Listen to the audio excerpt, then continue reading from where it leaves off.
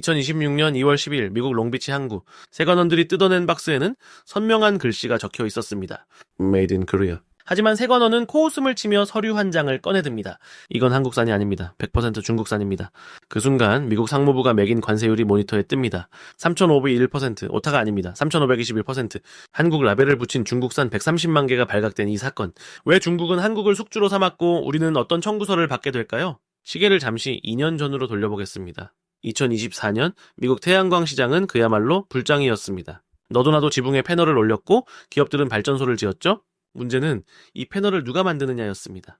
당시 전 세계 태양광 부품의 80% 이상을 중국이 장악하고 있었으니까요. 미국 정부는 생각했습니다. 이러다 우리 에너지 안보가 중국 손에 넘어가겠다. 그래서 중국산 태양광에 엄청난 관세 장벽을 세웠습니다. 그러자 중국 기업들은 묘수를 냅니다. 바로 동남아 우회였습니다.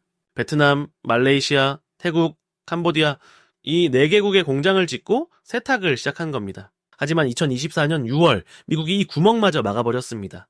갈 것 잃은 중국산 부품들, 그 다음 타겟은 어디였을까요? 바로 미국과 FTA를 맺은 나라 한국이었습니다. 여기서 잠깐 원산지 세탁이 정확히 어떻게 이루어지는지 알아야 합니다. 무역에는 실질적 변형이라는 원칙이 있습니다. 단순히 나사를 조이거나 포장만 바꾼다고 원산지가 바뀌진 않습니다. 핵심 공정이 이루어져서 상품의 성질이 완전히 바뀌어야 하죠. 하지만 중국 기업들은 이 규칙을 교묘하게 약용했습니다. 중국에서 99% 완성된 태양광 모듈을 한국으로 가져옵니다. 한국 공장에서는 고작 프레임을 끼우거나 정션 박스를 붙이는 단순 작업만 하죠. 그리고는 당당하게 메이드 인 코리아 스티커를 붙여 미국으로 보냅니다. 이걸 무임승차라고 합니다. 이번에 적발된 거는 그 규모가 역대급이었습니다. 무려 130만 개. 미국 세관은 이미 위성 사진과 데이터로 경로를 추적하고 있었습니다. 중국 칭다오 항에서 출발한 부품이 한국의 한 자유무역지역을 거쳐 불과 3일 만에 포장만 바뀌어 미국행 배에 실린 기록을 확보한 겁니다. 미국이 분노한 포인트는 단순히 원산지 위반이 아닙니다. 바로 위구르 강제노동 방지법 UFLPA를 정면으로 위반했기 때문입니다. 미국은 신장 위구르 지역의 강제노동으로 만들어진 제품을 법적으로 금지하고 있습니다. 이번에 적발된 모듈의 핵심 소재인 폴리실리콘이 바로 그 지역 산이었습니다. 이걸 한국산으로 둔갑시켜 미국의 인권 법망까지 뚫으려 했던 거죠. 자, 그럼 35951%라는 숫자는 어떻게 나왔을까요? 이건 일종의 종합 선물 세트 같은 벌금입니다. 기본 반덤핑 관세, 보조금 상계 관세, 거기에 징벌적 가산세까지 더해진 겁니다. 사실상 너희는 미국 땅에 물건 팔 생각하지 마라는 사형 선고나 다름없습니다. 문제는 진짜 피해자가 따로 있다는 겁니다. 바로 정직하게 물건을 만들어 파는 진짜 한국 기업들입니다. 미국 세관은 이제 메이드 인 코리아만 보면 의심부터 합니다. 이것도 혹시 중국산 아니야? 라며 통관을 지연시키기 시작했죠. 실제로 한국의 주요 태양광 기업 A사는 최근 통관 심사가 2주나 길어졌다고 호소합니다. 납기일은 생명인데 물건이 항구에 묶여 있으니 피가 마르는 거죠.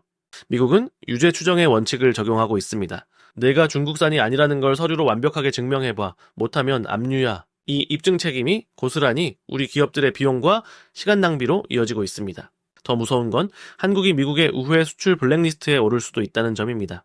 과거 대만과 베트남이 겪었던 그 길을 우리가 걷게 될 수도 있다라는 경고입니다. 미국 태양광 시장은 우리에게 포기할 수 없는 거대한 시장입니다. IRA 법안 덕분에 한국 기업들이 수조 원의 보조금을 기대하고 있었으니까요.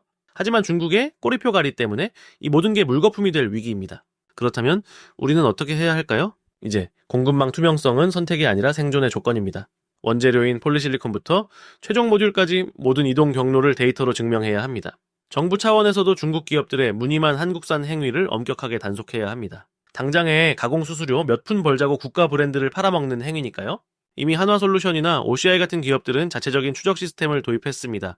하지만 중소기업들은 이런 시스템을 갖추기가 쉽지 않습니다. 이 빈틈을 중국 자본이 파고드는 겁니다. 결국 이 싸움은 누가 더 깨끗한 족보를 가졌느냐로 결정될 겁니다. 미국의 관세 레이더는 점점 더 정교해지고 있습니다. 더 이상 숨을 곳은 없습니다. 중국의 꼼수에 휘말려 우리 기업들이 억울한 피해를 입지 않도록 지금이라도 철저한 전수조사가 필요한 시점입니다. 오늘의 결론입니다. 첫째, 미중 무역 전쟁의 불똥이 한국으로 튀었다. 중국은 관세를 피하기 위해 한국을 우회로로 이용하고 있습니다. 둘째, 메이드 인 코리아의 신뢰가 흔들리고 있다. 130만 개의 가짜 한국산 때문에 진짜 한국 기업들이 의심받고 있습니다. 셋째, 투명성이 곧 경쟁력이다. 이제는 물건만 잘 만들어서는 안 됩니다. 어디서 왔는지 증명할 수 있어야 팔립니다. 여러분이 투자한 기업은 과연 이 공급망 리스크에서 안전할까요? 재무제표만 보지 마시고 그 회사의 원산지 관리 능력을 꼭 확인해 보시기 바랍니다. 이번 사건에 대한 여러분의 생각은 어떠신가요? 댓글로 의견을 남겨주세요. 경제드라이브였습니다. 구독과 좋아요는 영상 제작에 큰 힘이 됩니다.